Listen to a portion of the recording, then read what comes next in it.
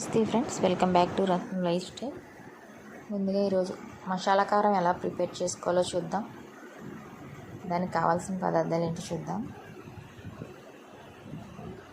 ఈ కారం మనకి సంవత్సరం దాకా నిల్వ ఉంటుందన్నమాట. ఇవన్నీ వేసుకుని బాగా ఆరబెట్టుకుని ఆడించుకుని స్టోరేజ్ చేసుకుంటే సంవత్సరం దాకా నిల్వ ఉంటుంది.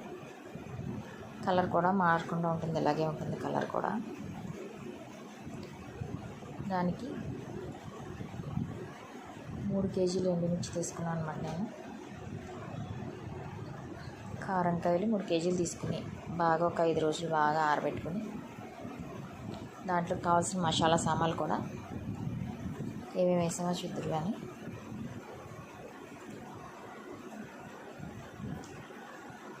100 గ్రాముల జీలకర్ర స్టవ్ మీద మంటను మీడియం ఫ్లేమ్లో పెట్టుకుని స్లోగా వేయించుకోవాలి.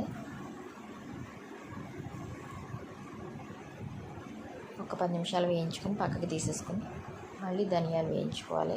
ధనియాలు అయితే 1/2 కేజీ ధనియాలు అన్నమాట. ఇవి కూడా మంటనే మీడియం ఫ్లేమ్లో పెట్టుకొని ఒక 10 నిమిషాలు వేయించుకొని ఇవి కూడా తీసేసి పక్కన పెట్టుకొని, ఇది మసాలా కారం కనుక మనం కూరల్లో వేసుకొని, ఎందుకంటే మనం కూరల్లో వేసుకునే కారం మసాలా కారం. తర్వాత గరం మసాలా సామాన్లన్నీ లవంగాలు, దాల్చిన చెక్క, యాలక్కాయలు, గసగసాలు ఇవి కూడా ఒక 10 నిమిషాలు వేయించుకుని మంటను మీడియం ఫ్లేమ్లో పెట్టుకుని వేయించుకోవాలి.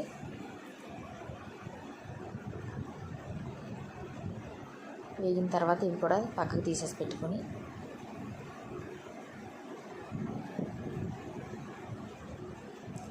ఎక్కువసేపు వేగక్కర్లేదన్నమాట. ఇవన్నీ వేయించుకుని ఎండలో ఒక 3 రోజులు బాగా ఎండబెట్టుకుని, ఎండుమిర్చిని కూడా 3 రోజులు బాగా ఎండబెట్టుకుని అవి ఇవి కలుపుకొని కారం పట్టించుకోవాలి. ఎండలోంచి పట్టించుకుంటే కారం చాలా బాగుంటుంది. తర్వాత ఒక 50 గ్రాముల మెంతులు, ఇవి కూడా ఒక 10 నిమిషాలు వేయించుకోవాలి.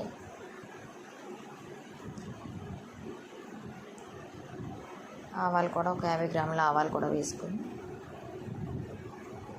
రెండు కలిపి ఒక 10 నిమిషాలు వేయించుకుని ఇవి కూడా తీసి పక్కకు పెట్టుకోవాలి.